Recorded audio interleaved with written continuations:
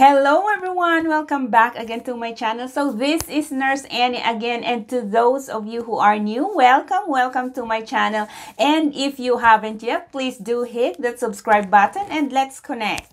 So today, I know I am not so glam, and please po, huwag nyo na pong pansinin yan. Alam ko, napakalaking pimple. Nilagyan ko na nga ng lipstick kasi sabi nila nagpapadry down ng pimples, nagpapagaling. Kaya, ayan, sinubukan ko. Kaya please lang, huwag nyong pansinin kahit kapansin-pansin. Anyway, our topic for today is another request from a subscriber. Gusto niyang gumawa ako ng video about sa mga tipid tips, lalo na kapag bago ka dito sa Amerika. That's why if you are interested on this topic, then keep on watching.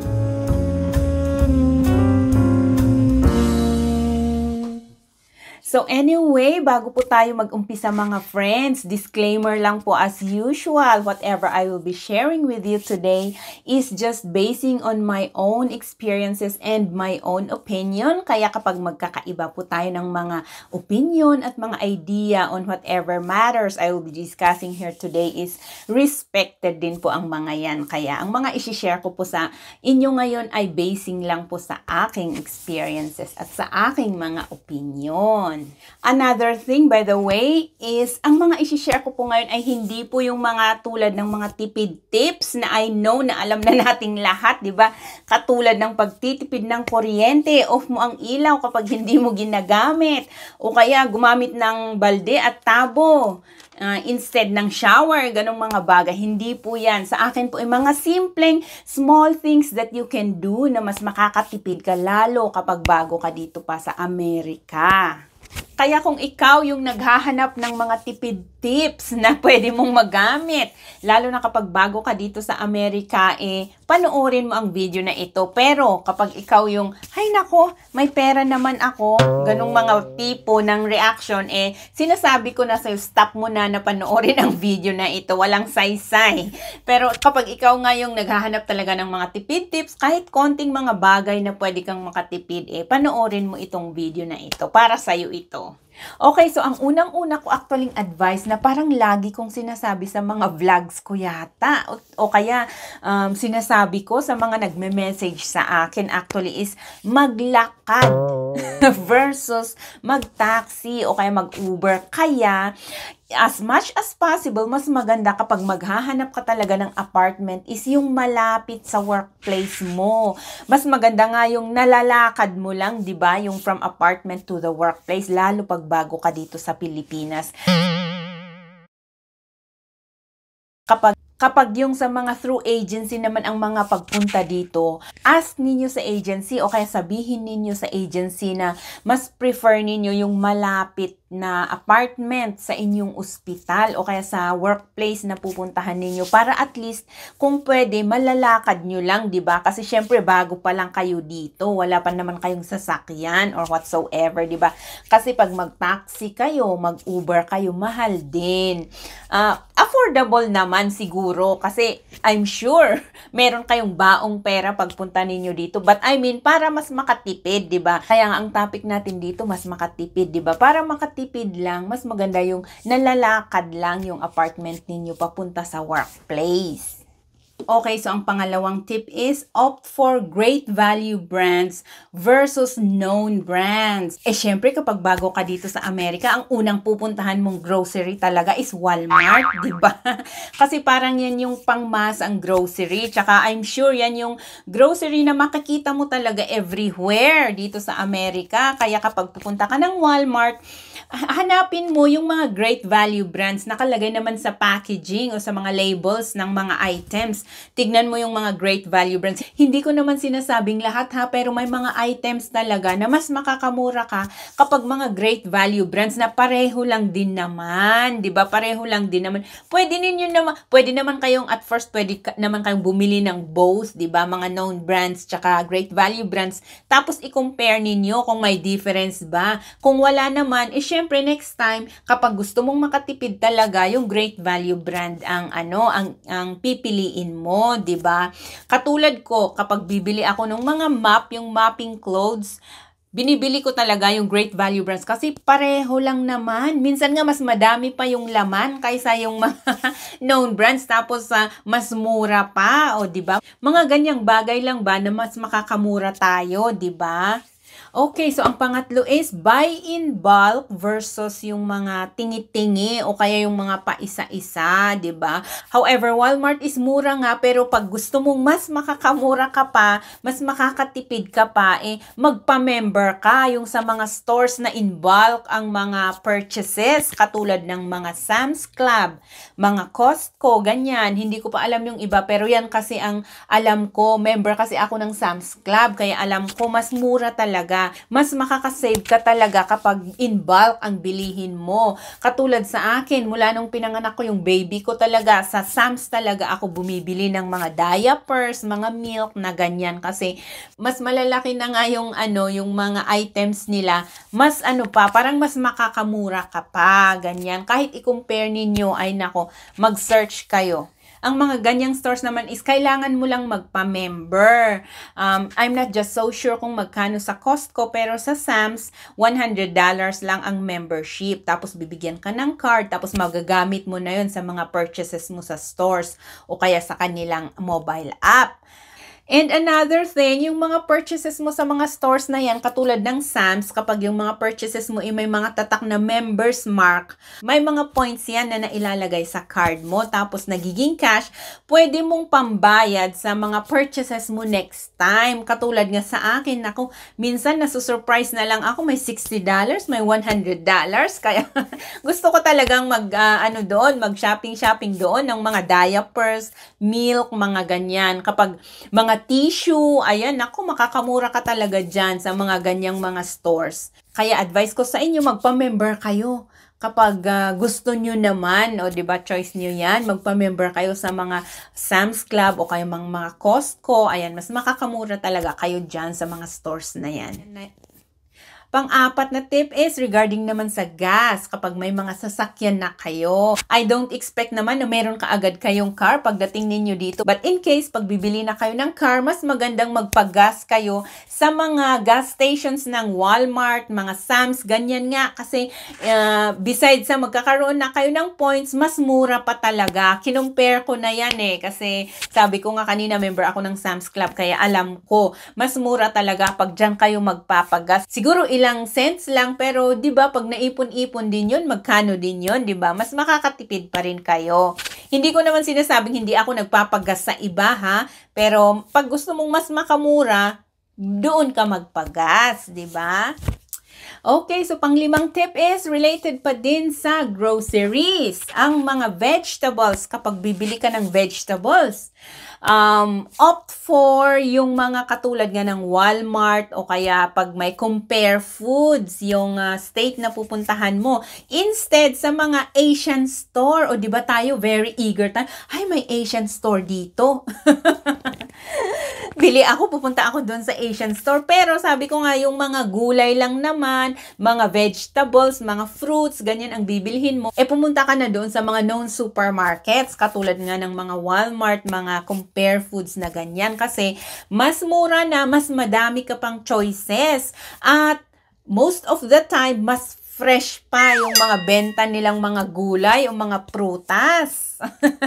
Kasi kapag pupunta ka ng Asian store nga sasabihin mo, pero mas mahal yung mga benta nila kapag gulay lang naman at pareho lang naman yun, 'di ba? Pareho lang naman 'yan. Punta ka na lang sa Walmart o kaya sa mga groceries na ganyan, 'di ba? Kaysa sa mga Asian store na pagkamamahal. Ako, pumupuntaan naman ako mostly sa Asian store kapag gusto kong bumili ng Filipino items, mga ganyan na hindi mo naman makikita sa mga groceries. Pero kapag prutas lang naman at gulay, ay nako, mas mura pa rin sa mga groceries, sa mga known groceries na ganyan. Okay, ang pang-anim is yung pagkain naman sa labas. Hindi ko na nga sinama dito yung tipid tip na kapag gusto mo talagang makatipid, magluto ka na lang at kumain sa bahay, huwag kumain sa labas, di ba? Pero I mean, kapag ikaw yung tao na mahilig talagang kumain sa labas, opt for the restaurant na mas cheaper kaysa naman yung mas mahal, ang mamahal, pero pareho lang din naman yung service at saka yung mga food na ino-offer nila, di ba? Katulad halimbawa, kapag gusto mo ng Korean food o mga Japanese food, o di punta ka ng Miyabi Express kaysa naman sa Nona Sushi na mahal talaga, di ba? Kapag gusto mo naman ng mga buffet style na ganyan, buffet style na may mga sushi, mga sashimi, mga ganyan na mga restaurant, di punta ka sa Hibachi kaysa sa Ohana restaurant, di ba? Mga ganyang bagay lang. Opt for the more cheaper restaurants na pareho lang din naman ang mga pagkain na ino-offer. Baka minsan nga mas maganda pa yung service, di ba? And another restaurant na buffet style na pwede ninyong puntahan na mas makakamura kayo o katulad ng Golden Corral. Ayan, kahit siguro sa ang state meron yan. Mas mura talaga doon. Tsaka mas marami kang choices pa. O, di ba? May mga salad, may mga desserts, may ice cream, may mga main menus, ganyan. Pero mas makakamura ka talaga pag pipiliin mo yung mga ganyang type, hindi yung mga mamahalin na ganun din naman ang mga lasa o ganun din naman ang mga pagkain na ino-offer, di ba? Okay, ang pang-pitong tip is regarding naman sa shopping. Oh my gosh, tayong mga girls, nako, mahilig dyan. So, ang advice ko is, kapag magsha-shopping ka, punta ka sa mga discount stores o kaya yung mga off-price apparel retailer. Katulad ng mga Ross, yan, TJ Maxx, Marshalls. Instead of going to JCPenney, Macy's, Kohl's, ay nako, mas makakamura ka talaga sa mga discount stores na yan. Minsan nga, mas maganda pa. Mas madami kang choices. Yan. Usually, they sell designer items na mas mura talaga kaysa sa mga suggested retail prices. Marami kasi sa mga stores na ganito ang nagbibenta ng mga designers items, ng mga branded items na mga authentic naman. Kaso minsan, kasi nalilabel sila ng B grade kasi sila yung mga overstock ng mga department stores o kaya yung mga out of season na mga merchandise, kaya mas mura talaga yung mga prices. Pero kaso kapag gusto mo nga talagang magtipid, opt for those stores na puntahan kasi pareho lang din naman. Yun nga lang yung mga items nila parang yung mga kadamihan hindi na hindi out of season, mga ganon, o kaya yung mga overstock, yung may mga konting diferensya lang naman na galing sa mga outlet malls, ganyan. And another thing regarding sa shopping is mas maganda kapag i-timing mo ang pagsha-shopping mo sa mga sale season. Marami ka talagang mabibili niyan. Katulad ng mga end of season sale. Tsaka meron nga yung time talaga na bagsak presyo ang mga bilihin dito sa Amerika. Yung ano bang tawag doon? Yung Black Friday. Ay naku, marami ka talagang mabibili dyan. Mga appliances, ganyan, mga furnitures. Diyos ko, mga bagsak presyo talaga yan. And another thing, sa end of year sale, ayan, sa December o kaya sa January. Oh my God, ang mga sale all over America siguro, Diyos ko, bagsak presyo talaga. Kaya pag gusto mo talagang mag-shopping plan mong mag-shopping ng napakadami, Diyos ko, i-timing mo sa mga season sale na ganyan. Mas makakamura ka. Okay, so ang dalawang huli kong tips is para sa akin is importante talaga. Lalo kapag bago ka talaga dito sa Amerika. Kaya pakinggan nyo. Kapag papunta pa lang kayo dito ay nako, pakinggan nyo. Ang pangwalo is huwag kang masyadong bumili ng napakadaming gamit kapag bago ka pa lang dito sa Amerika. Siyempre kapag bago ka pa lang dito, nasa apartment ka pa lang, naku, huwag kang masyadong bumili ng napakadaming furnitures. Okay, napakadaming gamit sa apartment mo kasi hindi ka naman magtatagal dyan. Not unless plano mong mag-apartment na lang ng 10 years o kaya 20 years. Oh my God. Pwede kang bumili. Pero I mean, after 3 or 4 years siguro, meron ka na niyang sariling bahay, di ba? Mas gusto mo yung bago lahat ang mga gamit. Kaya I advise you, kapag bago ka pa lang dito, huwag ka talagang bumili ng napakadaming furnitures, ng mga napakadaming gamit kasi mahirap maghakot. Mahirap talaga maghakot dito. I'm sure hindi mo madadala lahat ng mga gamit mo kapag lilipat ka. In fairness, ay naku, meron nga akong kakilala, yung isa sa mga kasamahan ko, mga kabatch ko na nandito noon. Ay, pagkalaki-laki ng apartment niya, mag-isa lang siya, pero almost empty kasi ang binili niya lang, syempre, ang mga importante lang ang bibilihin mo, katulad ng mga tables, chairs, ganyan. Yun lang ang binili niya, makikita mo sa apartment niya. Empty talaga yung sala niya. Table lang, kitchen table, tsaka mga chairs, set na yung furniture lang niya doon. Maganda yon kasi nung lumipat siya, hindi na hassle na magdadala-dala ka o kaya magbibenta ka pa, problema mo pang ibenta yung mga gamit mo, di ba? Kaya I advise you talaga kapag bago ka dito, don't buy too much, lalo na yung mga furnitures, appliances na ganyan. Ay nako, mahirap maghakot talaga. Tsaka syempre kapag bago ang bahay mo, kapag magkakaroon ka na ng sariling bahay, I'm sure mas gugustuhin mo yung mga bagong gamit din, di ba? Okay, ang pang-9 regarding pa din sa mga gamit, I advise you talaga para mas makamura ka kung gusto mo talagang makatipid. Piliin mo yung mga second hand na mga furnitures. Sabi ko nga kanina, huwag kang masyadong bumili ng mga furnitures. Pero kapag gusto mo talagang bumili ng mga furnitures, kahit yung mga second hand lang, katulad ng mga sofa, mga ganyan, yung mga aparador, kapag nasa apartment ka pa lang din naman. Kasi nga sabi ko, I'm sure, pag lilipat ka ng sarili mong bahay, gusto mo din naman yung mga bagong gamit na. Kaya kapag bibili ka at bago ka pa lang na nasa apartment, I advise you, kahit yung mga second hand lang ang bilhin mo. I will try to put the link yung sa mga sites na pwede kayong bumili ng napakagaganda. May mga magaganda talagang mga gamit na binibenta, mga furnitures, mga ganyan. Diyos ko, sa Craigslist o kaya sa marketplace, marami ka talagang mabibili doon na parang bago pa ang mga gamit in a much more cheaper prices. Kasi mga second hand lang, pero parang mga bago pa din. Katulad nga nung sister ko, yung pumunta siya dito. Diyos ko, pagpunta ko sa bahay nila, akala ko bago lahat yung mga furnitures nila. Yun pala, hindi. Binili lang nila sa marketplace o kaya sa Craigslist yata. I will try to put all the links, yung mga sites na pwede ninyong pagbilhan ng mga second-hand na furnitures, ha? Kasi may mapipili pa rin talaga kayong magagandang mga gamit doon. Hindi yung mga used na mga halatang used na talaga. Hindi, marami talagang parang bago pa lang na mga gamit, makakapamili talaga kayo doon. Okay, so last but not the least, naku, ang dami talagang nagtatanong sa akin nito. Well, siguro gagawa ako ng video regarding lang talaga sa cars, about cars. Tungkol naman sa cars, advice ko lang kapag bago ka pa lang dito, huwag ka munang bumili ng sasakyan. Ay nako. Mahirap talaga kasi kapag bago ka pa lang dito, wala ka pa namang credit history. Napaka-importante niyan kapag bibili ka ng sasakyan. Kasi kapag wala kang credit history pa, ang mangyayari niyan is napakalaki ng interest mo. Antayin mo muna. Pwede namang mag-antay, di ba? Not unless meron kang cash na pangbayad talaga sa sasakyan, oh, why not?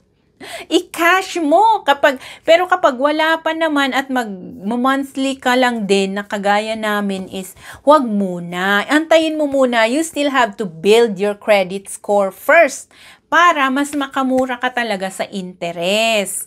Katulad ko, bigay ko lang yung example sa akin lang ha. Bumili yata ako ng sasakyan noon nung after siguro 10 months ko na dito sa Amerika. I mean, at least I already have built a good credit score bago ako bumili ng sasakyan. Ganyan. Para mas mababa talaga yung interest. Another example, yung kapatid ko. Bumili siya kaagad ng sasakyan after 4 months niya yata dito. Diyos ko, ang mahal. Ang mahal talaga ng monthly niya na binabayaran at hindi pa siya actually na-approve noon. Kailangan pa niya ako. So, para ang nangyari, dalawa kaming nagmamay-ari ng sasakyan. Dalawa kaming nakapangalan sa sasakyan. Kasi hindi pa nga siya pwede. Bago pa lang siya dito. Kaya hindi pa siya na-approve noon na siya lang. Kasi syempre, parang nabanggit ko to sa previous videos ko. Kapag bibili ka ng sasakyan, syempre, ika-car loan mo yan. Kaya kapag bago ka pa lang dito at wala ka pa namang mga credit history or wala ka pang magandang credit history is mataas talaga ang interest. Tsaka more or less hindi nga ma-approve yung car loan mo. Kaya I advise you talaga sa mga nagtatanong sa akin talaga, huwag muna yung sasakyan. Build your credit score first bago ninyo isipin na bumili ng sasakyan dito. Okay, so that's it for my video for today and salamat po ulit sa lahat ng mga nanonood ng mga videos ko. I really appreciate it much. And to those of you na nagsasuggest ng mga topics na gawan ko ng video, salamat po sa inyong lahat. Please be assured that those are all noted. At sa mga iba po dyan na may mga suggestion pa o kaya may mga idea pa na gusto ninyong gawan ko ng videos, lagay nyo lang po sa comment o kaya I will put the link of my personal FB account. Pwede nyo lang po akong i-message sa aking messenger para ma-note po natin ang inyong mga suggestions o kaya mga ideas. So, muli, thank you po sa inyong lahat. And if you like this video, please don't forget to hit that like and share button. And again, to those of you who haven't yet, please do hit that subscribe button and connect with us. Muli, salamat po and see you again on my next video. Bye-bye!